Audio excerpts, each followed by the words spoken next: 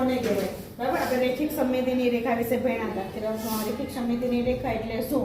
તો કે એવી રેખા કે જે કોઈ પણ આકૃતિ હોય, કોઈ પણ આકાર હોય, એના એક સરખા બે ભાગ કરે એને શું કહેવાય? રેખિક સમમિતિની રેખા. હવે આપણે જે પરિભ્રમણીય સમમિતિ કોને કહેવાય? હવે કોઈ પણ આકૃતિ છે, બરાબર છે, એ 360 અંશના ખૂણે ફરીને મૂળ આકારમાં પાછી આવે ત્યારે એને એક પરિભ્રમણ કક્ષા કઈ કહેવાય.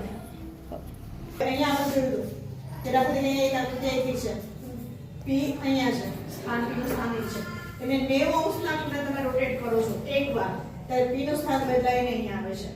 ફરી પાછા 90 અંશના ખૂણે રોટેટ કરો છો તો P નું સ્થાન અહીંયા આવે છે. ફરી એને 90 અંશના ખૂણે રોટેટ કરો છો તો P નું સ્થાન અહીંયા આવે છે. એવી રીતના ચોથી વખત તમે જ્યારે 90 અંશના ખૂણે રોટેટ કરશો ત્યારે મૂળ P નું સ્થાન મૂળ આકૃતિ આવી જાય છે. એટલે કુલ કેટલા થયા? 90 + 90 + 90 + 90 એટલે કુલ કેટલા થયા? 360 અંશ. એટલે એક આકૃતિ જ્યારે 360 અંશના ખૂણે ફરીને મૂળ જ્યારે પાછી આવે ત્યારે એને એક પરિભ્રમણીય સમમિતિનો ક્રમ કહેવામાં આવે છે. અહીંયા આપણે મૂળાક્ષરનો આકાર રોટેટ કરીશું. બરાબર, મૂળ આકારમાં આવી. ફરી બીજા 90 અંશના ખૂણે આપણે એને રોટેટ કરીશું. બરાબર, ઊંધો થઈ ગયો. ત્રીજી વખત 90 અંશના ખૂણે આપણે રોટેટ કરીએ. 3 એટલે કેટલા થયા? 270. બરાબર, હવે બીજા 90 અંશના ખૂણે એટલે કે 360 અંશના ખૂણે આપણે એને રોટેટ કરીએ તો એનો મૂળ આકારમાં એ આવી જાય છે. એટલે કે મૂળાક્ષર એનો પરિભ્રમણીય સમમિતિનો ક્રમ કેટલો કહેવાશે? 1. સમજાયું? આ તો થયો મૂળાક્ષર એ. હવે આપણે કોઈ આકાર લઈ લઈએ. કયો આકાર લઈએ? આપણે આમાંથી લઈએ એટલે ચોરસ લઈ લઈએ. બરાબર છે? ચાલો, ચોરસમાં પરિભ્રમણીય સમમિતિનો ક્રમ કેટલો આવે એ આપણે અહીંયા જોઈશું. ચાલો, આ એનો મૂળ આકાર છે. અહીંયા સ્થાન જોવાનું. 90 અંશના ખૂણે રોટેટ કર્યો. બરાબર છે? મૂળ આકાર આવી ગયો. પરિભ્રમણ સમમિતિનો ક્રમ કેટલો થયો? 1. ચાલો, બીજા રોટેટ કર્યો. મૂળ આકાર પરિભ્રમણ સમમિતિનો ક્રમ 2 થયો. ફરી 90 અંશના ખૂણે રોટેટ કર્યો. 3. ફરી 4. એટલે કે ચોરસનો પરિભ્રમણીય સમમિતિનો ક્રમ કેટલો થશે? 4. ચલો, હવે કોણ કરશે? દાખલા તરીકે જીગર. આપણે મૂળાક્ષર B લઈએ. બરાબર છે? એનો તારે જાતે કરવાનો છે.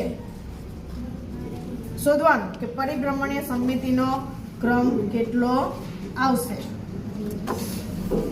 આવી જા બાજુ. પેલા 90 અંશના ખૂણે ફેરવો એને. ઓકે, મૂળાકારમાં આવ્યો. મૂળાકાર છે B? નથી. ચલો, ફરી 90 અંશના ખૂણે રોટેટ કરો. મૂળાકાર B બન્યો? નથી. ફરી 90 અંશના ખૂણે રોટેટ કરો. મૂળાકાર આવ્યો? નથી. ફરી 90 અંશના ખૂણે કેટલા થયા? 360 અંશના ખૂણે B ને આપણે ફેરવ્યો ત્યારે મૂળ આકારમાં પોતે આ પાછો આવે છે. એટલે કે B મૂળાક્ષરનો પરિભ્રમણીય સમમિતિનો ક્રમ કેટલો કહેવાશે? 1. બરાબર છે? કરી દે. C આકાર લઈ લે. તેજસ્વી.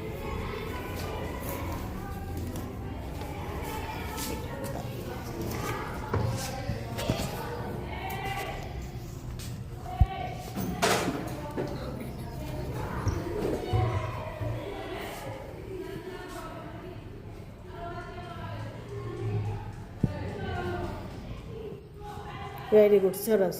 ચલો, રાધિકા.